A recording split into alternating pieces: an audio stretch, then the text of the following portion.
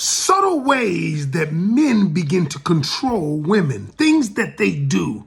Number one, we've heard this term love bombing. What love bombing is, it's just an over indulgence in affection, texting so much, calling so much, and what they're doing is trying to overwhelm your emotions in a positive way so that they can get a certain outcome.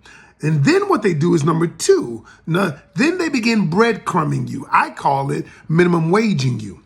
And what they do is after they've love bombed you and got you emotionally invested in them, then they begin to pull back. They begin to not call every morning, not text every morning. And then they begin to give you just enough to keep you on the hook. What that does is it makes you believe, like, what's wrong with me? What am I doing? And what do? You go harder now. You do more now. And so that's just a form of control. Number three, they begin to get you to act out of character, things you would normally do. Let me give you an example. For instance, when he wants to control you, manipulate you, what he will do is attempt to isolate you from your family and friends and say things like, oh, why do you have to be with your family and friends? Am I not enough? Why can't you be with me?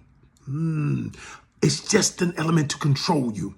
Number four is they create and amplify the insecurity that you might already have. For instance, they do that through this process called negging. Negging is if you tell them you have an insecurity about your butt.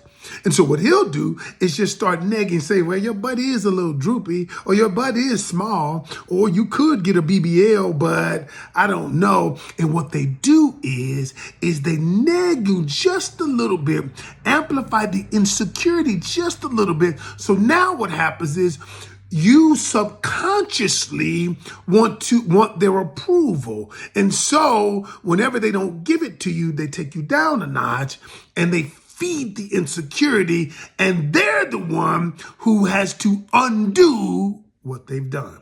But all of these are nothing more than control mechanisms, and the coach is just here to let you know. All right.